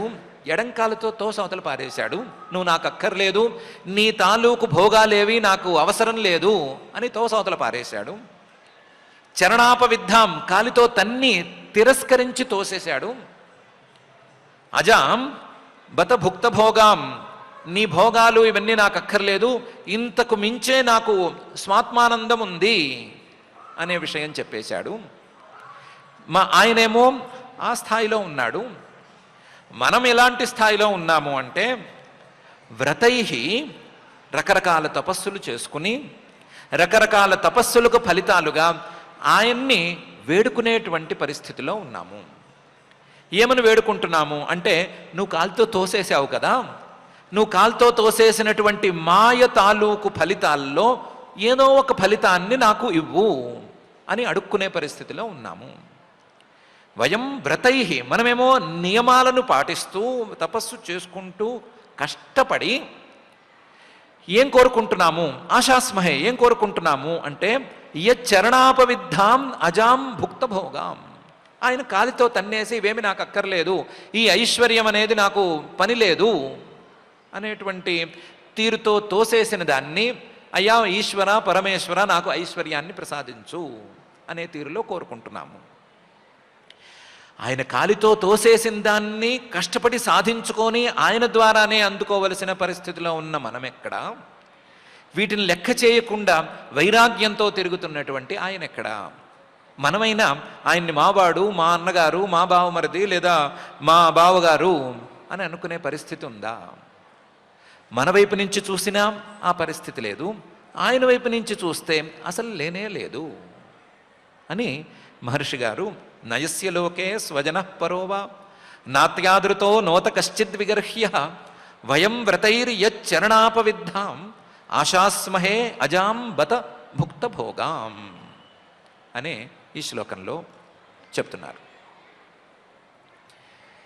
ఏమండి, మనవాడైతే మనకి పక్షపాతం చేయాలి కదా, మన వైపున ఉండి మాట్లాడాలి, నిలబడి మాట్లాడాలి, మనకు ఉపకారం చేయాలి. మనకు ఉపకారం చేయక మన మీద ప్రేమ లేకుండా ఎంత పెద్ద స్థాయిలో ఉంటే మాత్రం మనకేం ఉపయోగము? ఇలాంటి వాడి గురించి మనం ఎందుకు మాట్లాడుకోవాలి? ఇలాంటి వాడి గురించి మనం ఎందుకు భయపడాలి అని ఒకవేళ దితి అంటే అనొచ్చు అని తొందరపడి ఆ మాట అనేవు. యస్యానవద్యాచరితం మనీషిణః గృణంత్యవిద్యా పటలం బిభిత్సవః నిరస్త సామ్యాతిశయోపి యత్స్వయం పిశాచచర్యాం అచరద్ గతిస్సతాం అని తెలుసుకో అని కశ్యప మహర్షి గారు అంటున్నారు. యస్య అనవద్యాచరితం మనీషిణః గృణంతి, ఆయన గురించి మనం ఎందుకు మాట్లాడుకోవటం అంటున్నావు? మనం కాదు, మనీషిణః చాలా చాలా బుద్ధిమంతులు, బుద్ధి అనే దాని యొక్క తీరు తెలిసినటువంటి వాళ్ళు. యస్య అనవద్యాచరితం గృణంతి, ఆయన యొక్క లోపాలు లేనటువంటి ఆచరణను గురించి మాట్లాడుకుంటూ ఉంటారు, నిరంతరం దాన్నే మాట్లాడుకుంటూ ఉంటారు. ఎందుకు మాట్లాడుకుంటూ ఉంటారు అంటే, ఆయన ఇలా శ్మశానంలో ఎందుకు తిరుగుతున్నాడు, ఇలా ఒళ్ళంతా భస్మ రాసుకుని ఎందుకు తిరుగుతున్నాడు, సకలైశ్వర్యాలను అనుభవించగలిగిన స్థాయిలో ఉండి కూడా అందులో కనీసం ఒక కణికను కూడా తన నెత్తి మీద ఎందుకు వేసుకోవట్లేదు, నెత్తి మీద పడితే ధూళినైనా పడనిస్తున్నాడు కానీ మిగతా వాటిని ఎందుకు పడనివ్వట్లేదు అనేటువంటి ఆలోచన చేసుకుంటూ ఈ మాటలు వాళ్ళు మాట్లాడుకుంటూ ఉంటారు. అవిద్యాపటలం బిభిత్సవ,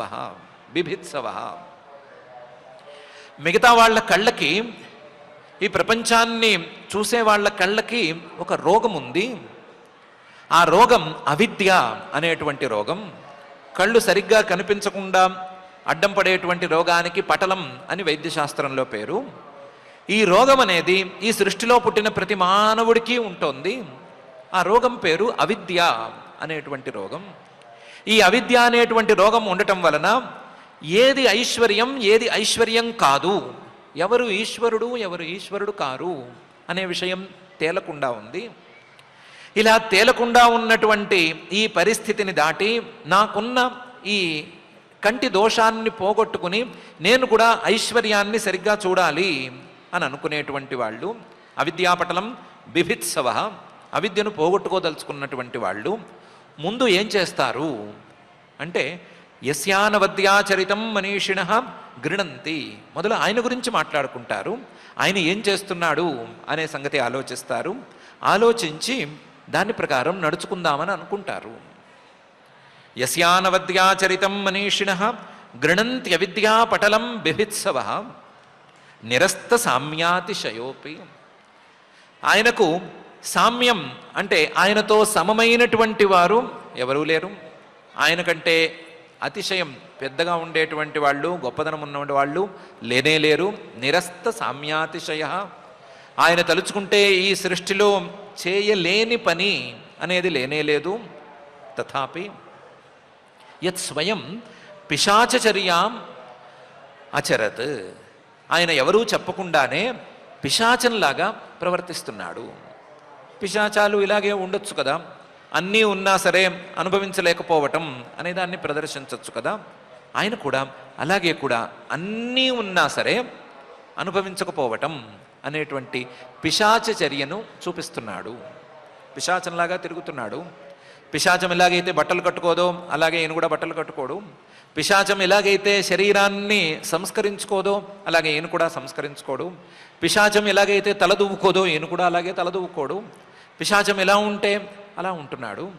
ఎందుకుంటున్నాడు అంటే తనను చూసి అందరూ వైరాగ్యాన్ని సాధించుకోవాలి అనేటువంటి అభిప్రాయంతో ఉంటున్నాడు.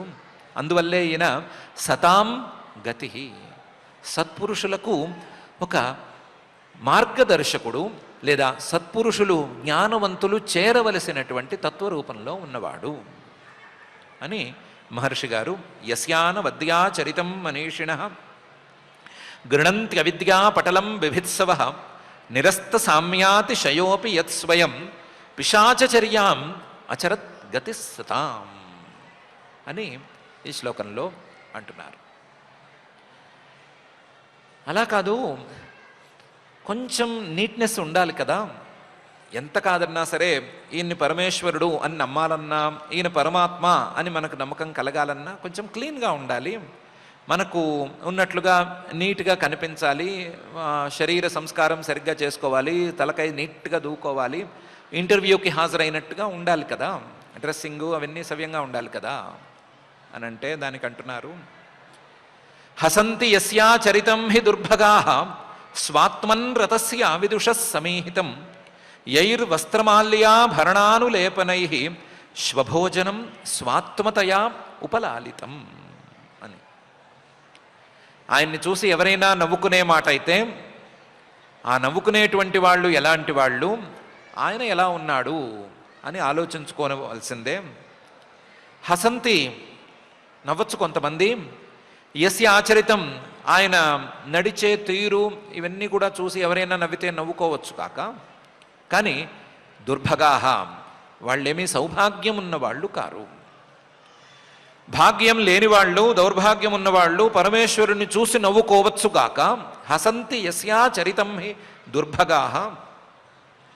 ఎందుకు వాళ్ళకు సౌభాగ్యం లేదు అంటే నీవు చెప్తున్నట్లుగా ఈ పరమేశ్వరుడు అన్నీ ఉన్న అన్ని సామర్థ్యాలు ఉండేటువంటి పరమేశ్వరుడు ఎలా నడుచుకోవాలి అని నువ్వు చెప్తున్నావు కదా, అలా నడుచుకోవటం ద్వారా ఆయన ఏం సాధించాలి?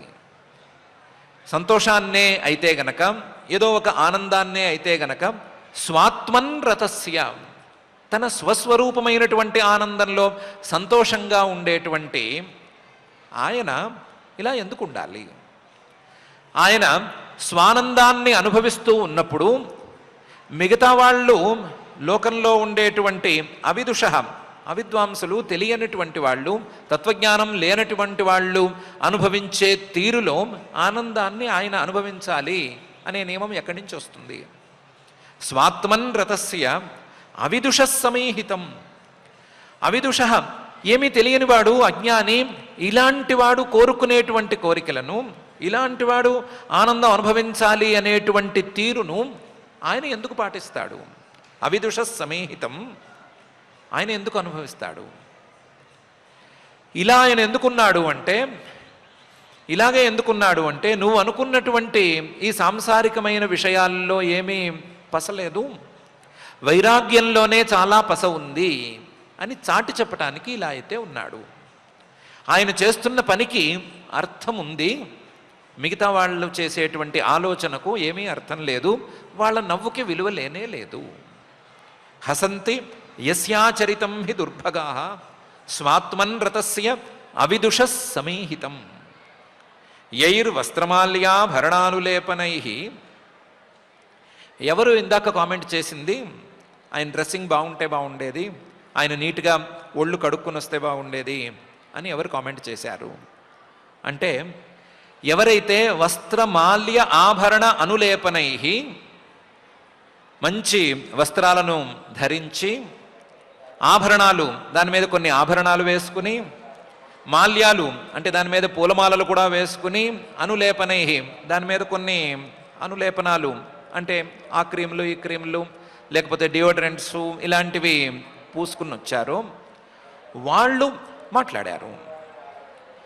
వాళ్ళు ఏం మాట్లాడారు అంటే, మేము ఉన్నట్లుగా ఈయన కూడా నీట్గా ఉండొచ్చు కదా అని మాట్లాడారు. మేము అంటే ఎవరు వాళ్ళు? వాళ్ళేమో మేము అని ఆత్మను చూపిస్తున్నారు, కానీ నీట్గా ఉన్నది వాళ్ళ ఆత్మ లేకపోతే వాళ్ళ శరీరమా? నీట్గా ఉన్నది వాళ్ళ శరీరం, అందులోనూ వస్త్ర మాల్య ఆభరణ అనులేపనాలు శరీరానికి చెందినవి. ఆ శరీరానికి చెందినటువంటి వీటన్నిటినీ కూడా స్వాత్మతయ తనకు ఉన్నట్లుగా, తన స్వస్వరూపానికి ఉన్నట్లుగా వాళ్ళు భావించి, మేము నీట్గా ఉన్నాము, ఈయన నీట్గా లేడు అని అంటున్నారు, మేము క్లీన్గా ఉన్నాము అంటున్నారు, మేము అందంగా ఉన్నామంటున్నారు. ఇవన్నీ కూడా దేహానికి సంబంధించిన వ్యవహారాలైతే, ఆ దేహానికి సంబంధించిన వ్యవహారాలతో మేము నేను అని వీళ్ళు ఎందుకు అంటున్నారు? స్వాత్మతయ ఈ దేహాన్ని తమ రూపమని అనుకుని ఉపలాలితం దాన్ని చక్కగా పెంచి పోషిస్తూ, దాన్ని లాలన చేస్తూ, దాన్ని అందంగా ఉంచుకోవటానికి ప్రయత్నం చేస్తూ వీళ్ళు ఇలా మాట్లాడుతున్నారు. కానీ లెక్క ప్రకారం చూస్తే ఈ దేహం అనేది నేను కాదు కదా. మేము బాగున్నాము అంటే వాళ్ళ యొక్క ఆత్మ గుణాలు లేదా వాళ్ళ యొక్క ఆత్మ పరిశుద్ధంగా ఉండాలి. ఆ ఆత్మ పరిశుద్ధంగా ఉంటే మేము శుద్ధంగా ఉన్నాము, ఈయన శుద్ధిగా ఉన్నాడు లేడు అని మాట్లాడచ్చు. అలా మాట్లాడట్లేదు కదా. వాళ్ళు తమ దేహాన్ని అడ్డం పెట్టుకుని ఈ పరమేశ్వరుడి యొక్క స్వరూపంతో మాట్లాడుతున్నారు. పరమేశ్వరుడి యొక్క స్వరూపాన్ని అర్థం చేసుకోలేక, తమ యొక్క వాస్తవ రూపాన్ని కూడా అర్థం చేసుకోలేక ఈ రకంగా మాట్లాడుతున్నారు. దేహాన్ని తమను కలిపేసుకుని రెండింటినీ కలిపేసి మాట్లాడుతున్నారు. దేహము వేరు తాము వేరు అనేటువంటి భావన లేకుండా మాట్లాడుతున్నారు. దేహం వేరు తాము వేరు అనటానికి సింపుల్ లాజిక్ సరిపోతుంది. ఈ దేహం అనేది శివభోజనం. ఈ దేహాన్ని ఒక్కసారి గనక ఈ ఆత్మ విడిచిపెట్టి వెళ్ళిపోతే, నేను కాదు అని అనుకుంటే, ఈ దేహం అనేది కుక్కలు తినటానికి పనికొస్తుంది. ఏ దేహమైనా, ఎవరి దేహమైనా, ఎంతటి వారి దేహమైనా సరే, ఒక్కసారి ఆత్మస్వరూపం గనక ఆ దేహంలో లేకపోతే, లేదా ఆత్మస్వరూపం ఇది నాది అనేటువంటి భావనను చేయకపోతే, కుక్కలు తినటానికి తప్ప ఇంకెందుకు పనికిరాదు. అలాంటి కుక్కలు తినటానికి పనికొచ్చేటువంటి దేహాన్ని పెట్టుకుని, ఆ దేహానికి ఎక్కడ లేని గుడ్డలు చుట్టి, ఆ దేహానికి ఎన్నెన్నో మాలలేసి ఆభరణాలు గుచ్చి, ఆ దేహానికి ఎన్నెన్నో పూతలు పూసి, ఎన్నెన్నో పూతలు, కొన్ని పూతలు బాగుంటాయి, కొన్ని పూతలు బాగుండవు కూడాను, బాగున్నా బాగుండకపోయినా సరే పూసేసి, ఏదో మంచి వాసన రావటానికి అని డియోడ్రెంట్ పూస్తారు. పూసిన తర్వాత కాస్త చెమట కలిస్తే వచ్చేటువంటి దుర్గంధాన్ని భరించడం ఎవరి వల్ల కాదు. ఇది కాక స్నానం చేయకుండా స్నానం దాన్ని కవర్ చేసుకోవడానికి పర్ఫ్యూమ్ పూసుకొస్తారు. అప్పుడు కూడా వాసనను భరించలేరు చుట్టుపక్కల వాళ్ళు. పూసుకున్న వాడికే తెలియదు, మిగతా వాళ్ళందరికీ తెలుస్తూనే ఉంటుంది.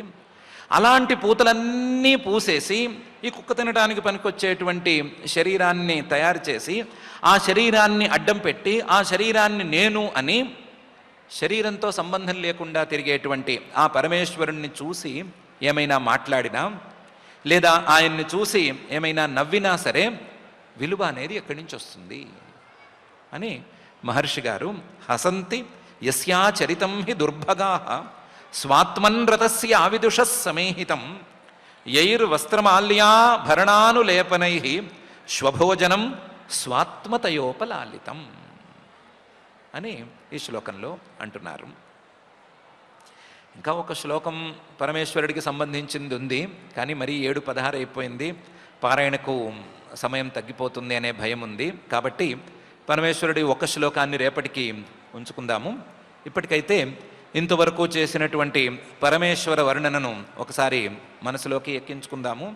పరమేశ్వర వర్ణన అనేది వైరాగ్యానికి ప్రతీకగా ఎలా ఉంది అనే విషయాన్ని ఒకసారి మనసులోకి ఎక్కించుకుందాము. ఆ పరమేశ్వరుడు స్వపరభేదం లేకుండా తప్పు చేసిన వాళ్ళని ఎలా దండిస్తాడు అనే విషయాన్ని కూడా కశ్యప మహర్షి గారి మాటల్లోంచి తీసుకుందాము. ఆ దండన అనేది ప్రత్యేకించి సంధ్యాకాలంలో, ఆయనకి ప్రత్యేకించినటువంటి ప్రదోషకాలంలో ఏ విధంగా తప్పు చేస్తే ఉంటుంది అనే విషయాన్ని గమనించుకుందాము. గమనించుకుంటూ తప్పు చేయటం అనేది ఆయన చూపుని దాటి మనం చేయటం అనేది జరిగే పని కాదు అనే విషయాన్ని నిర్ణయించుకుందాము. ఆ నిర్ణయంతో పాటుగా మహర్షి గారు చెప్పినట్లుగా భార్యకు ఉన్నటువంటి విలువ అనే విషయాన్ని కూడా మనం దృష్టిలో ఉంచుకుందాము. ఆ విలువ నిలబెట్టుకోవలసినటువంటి బాధ్యత భార్యలకు ఎలా ఉంది అనే విషయాన్ని కూడా దృష్టిలో ఉంచుకుందాము. ఉంచుకుని సరి అయినటువంటి దంపతులలా, సరి అయిన భార్యాభర్తలలాగా నడుచుకుంటూ, ఒకరు తప్పు చేస్తే మరొకరు దిద్దుకుంటూ, ఇద్దరూ తప్పు చేయనటువంటి పరిస్థితిని సాధించుకునే దిశగా, ఆ పరమేశ్వర అనుగ్రహాన్ని సాధించుకునే దిశగా మనమందరము కూడా ప్రయాణం చేసుకుందాము. ఆ ప్రయాణాన్ని సరి అయిన తీరులో నడిపించవలసిందిగా ఆ జగజ్జన్మస్థితి లయ కారణమైనటువంటి శ్రీనివాస పరమాత్ముని భక్తిగా ప్రార్థించుకుందాం. ఆ ప్రార్థనతో ఆలస్యంగా పారాయణ కార్యక్రమాన్ని ప్రారంభించుకుందాం. ఓం నమో వెంకటేశాయ. ఆచార్యులు చెప్పిన అర్థాన్ని అనుసంధానం చేసుకుంటూ శ్రద్ధగా శ్రీమద్భాగవతంలో తృతీయ స్కంధంలో 14వ మొదటి శ్లోకం నుంచి పారాయణ చేసుకుందాం. అథ శ్రీమద్భాగవతే పారమహంస్యాం సంహితాయాం తృతీయ స్కంధే 14వ అధ్యాయః శ్రీశుక ఉవాచ నిశమ్య కౌశారవిణోపవర్ణితాం హరేః కథాం కారణసూకరాత్మనః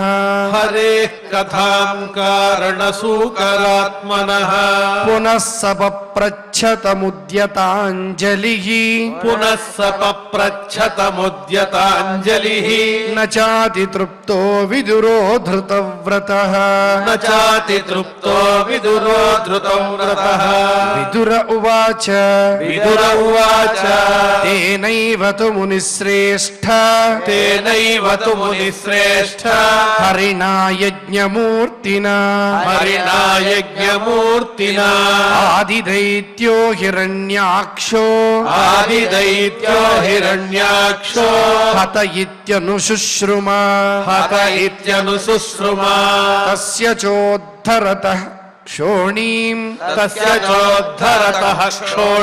స్వదంష్ట్రాగ్రేణ లీలయా దైత్యరాజస్య చ బ్రహ్మన్ కస్మాద్ధేతోరభూన్మృతః శ్రద్దధానాయ భక్తాయ బ్రూహి తజ్జన్మ విస్తరం ఋషేణ తృప్యతి మనః పరం కౌతూహలం హిమే మైత్రేయ ఉవాచ సాధు వీరత్వయా పృష్టం అవతార కథాం హరేః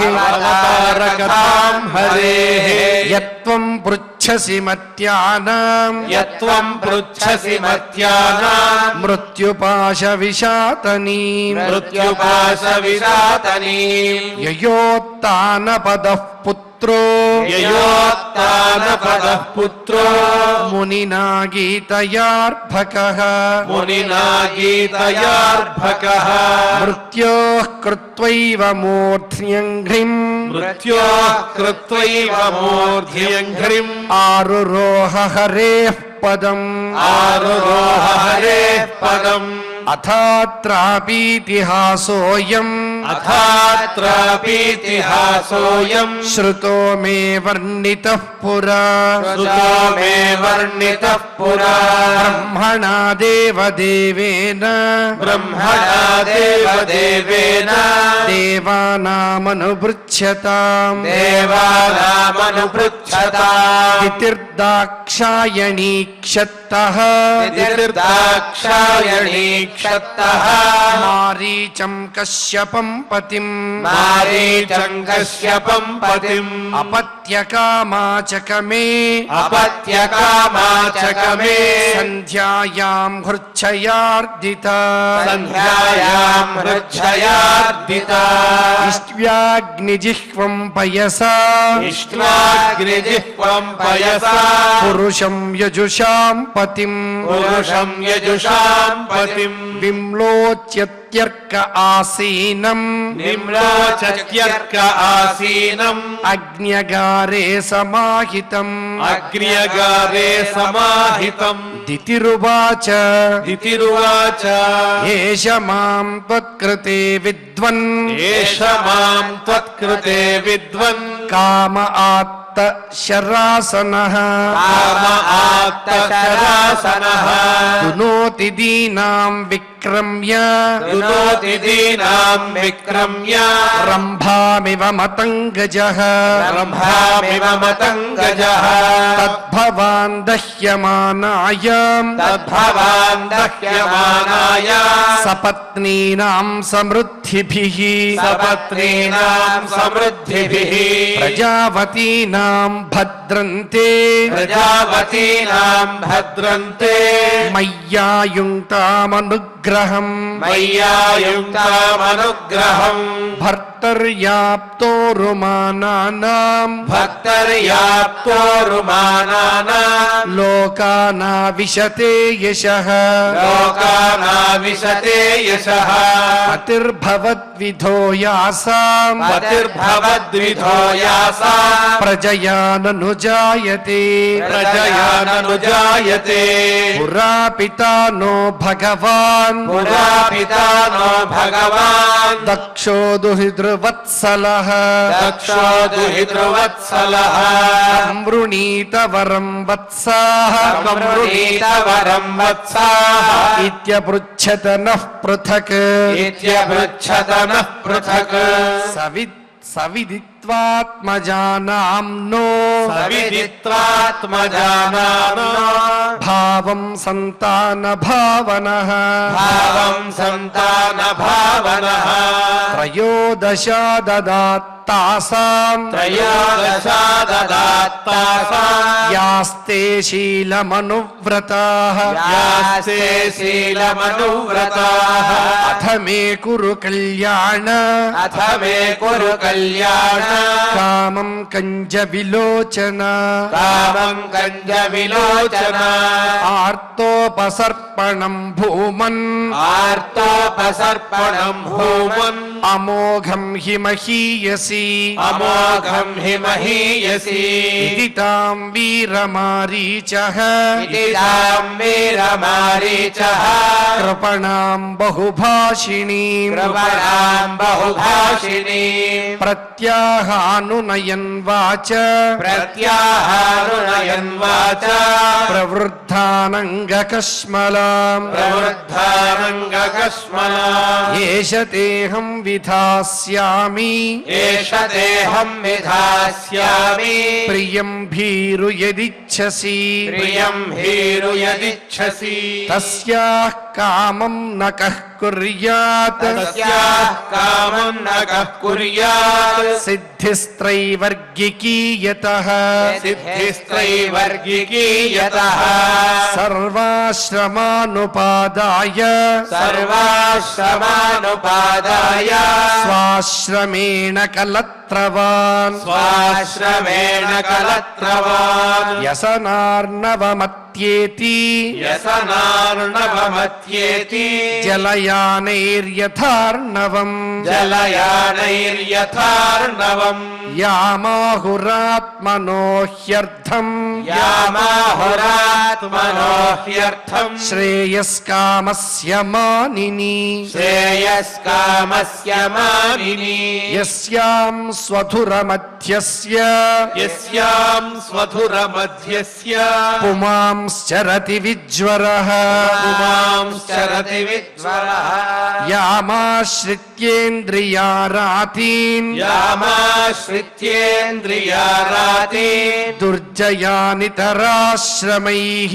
దుర్జయానితరాశ్రమైః వయం జయేమహేలాభిః వయం జయేమహేలాభిః తస్యోన్ దుర్గపతిర్యథా దస్యోం దుర్గపతిర్యథా నవయం ప్రభవస్తాం త్వాం నవయం ప్రభవస్తాం త్వాం అనుకర్తుం గృహేశ్వరీ అనుకర్తుం గృహేశ్వరీ అప్యాయుషా వాకార్త్స్న్యేన అప్యాయుషా వాకార్త్స్యేన ఏ చాన్యే గుణగృధ్నవః ఏ చాన్యే గుణగృధ్నవః అథాపి కామమేతంతే అథాపి కామమేతంతే ప్రజాత్యైకరవాణ్యలం ప్రజాత్యైకరవాణ్యలం యథా మాం నాతివోచంతి యథా మాం నాతివోచంతి ముహూర్తం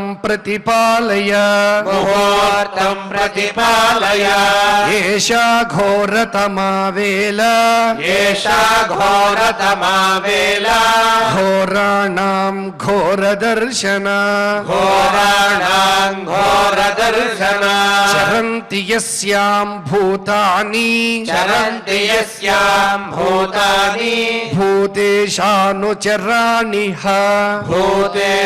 భూతేషానుచరాణిః ఏతస్యాం సాధ్వి సంధ్యాయాం ఏతస్యాం సాధ్వి సంధ్యాయాం భగవాన్ భూతభావనః భగవాన్ భూతభావనః పరీతో భూతపర్షద్భిః పరీతో భూతపర్షద్భిః వృషేణాటతి భూతరాట్ వృషేణాటతి భూతరాట్ శ్మశాన చక్రానిలధూలి ధూమ్ర శ్మశాన చక్రానిల ధూళి ధూమ్ర వికీర్ణ విద్యోత జటాకలాపః వికీర్ణ విద్యోత జటాకలాపః శ్మశాన చక్రానిలధూలి ధూమ్ర వికీర్ణ విద్యో జటాకలాపః శ్మశాన చక్రానిల ధూళి ధూమ్ర వికీర్ణ విద్యోత జటాకలాపః భస్మావగుంఠామల రుక్మదేహో భస్మావగుంఠామల రుక్మదేహో దేవస్త్రిభిః పశ్యతి దేవరస్తే దేవస్త్రిభిః పశ్యతి దేవరస్తే నయస్య లోకే స్వజనః పరో వా నయస్య లోకే స్వజనః పరో వా నాత్యాదృతో నోత కశ్చిత్ విగర్హ్యః నాత్యాదృతో నోత కశ్చిద్ విగర్హ్యః వయం వ్రతైర్యచ్చరణాపవిద్ధాం వయం వ్రతైర్యచ్చరణాపవిద్ధా ఆశాస్మహే జాంబత భుక్త భోగాం ఆశాస్మహే జాంబత భుక్త భోగా యస్యానవద్యాచరితం మనీషిణో యస్యానవద్యాచరితం మనీషిణో గృణంత విద్యాపటలం బిభిత్సవః గృణంత్య విద్యాపటలం విభిత్సవః నిరస్తసామ్యాతిశయోపి యత్స్వయం నిరస్తసామ్యాతిశయోపి యత్స్వయం పిశాచర్యామచరద్గతిః సతాం పిశాచర్యామచరద్గతిః సతా హసంతి యస్యాచరితం హి దుర్భగాః హసంతి యస్యాచరితం హి దుర్భగాః స్వాత్మన్ రతస్యా విదుషః సమీహితం స్వాత్మన్ రతస్యా విదుషః సమీహితం యైర్వస్త్ర యైర్వస్త్రమాల్యాభరణానులేపనైః యైర్వస్త్రమాల్యాభరణానులేపనైః స్వభోజనం స్వాత్మతయోపలాలితం స్వభోజనం స్వాత్మతయోపలాలితం ఇతి ఇతి శ్రీమద్భాగవతే శ్రీమద్భాగవతే పారమహంస్యాం సంహితాయాం పారమహంస్యాం సంహితాయాం తృతీయస్కంధే తృతీయస్కంధే చతుర్దశాధ్యాయే చతుర్దశాధ్యాయే శ్లోకాః శ్లోకాః. పారాయణ కార్యక్రమాన్ని భక్తి శ్రద్ధలతో పరిపూర్ణం చేసుకున్నాం. ఇప్పుడు అందరం కలిసి క్షమా ప్రార్థనాదులు పలుకుదాం. అథ క్షమా ప్రార్థనా యదక్షరపదభ్రష్టం మాత్రాహీనం చ యద్భవేత్ తత్సర్వం క్షమ్యతాం దేవ నారాయణ నమోస్తుతే. అథ భగవత్ సమర్పణం కాయేన వాచా మనసేంద్రియైర్వా బుద్ధ్యాత్మనా వా ప్రకృతే స్వభావాత్ కరోమి యద్యత్ సకలం పరస్మై నారాయణాయేతి సమర్పయామి. అథ లోకక్షేమ ప్రార్థనా సర్వే భవంతు సుఖినః సర్వే సంతు నిరామయాః సర్వే భద్రాణి పశ్యంతు మా కశ్చిద్ దుఃఖభాగ్ భవేత్. అథ మంగళం శ్రియః కాంతాయ కళ్యాణ నిధయే నిధయేర్థినాం శ్రీవేంకటనివాసాయ శ్రీనివాసాయ మంగళం.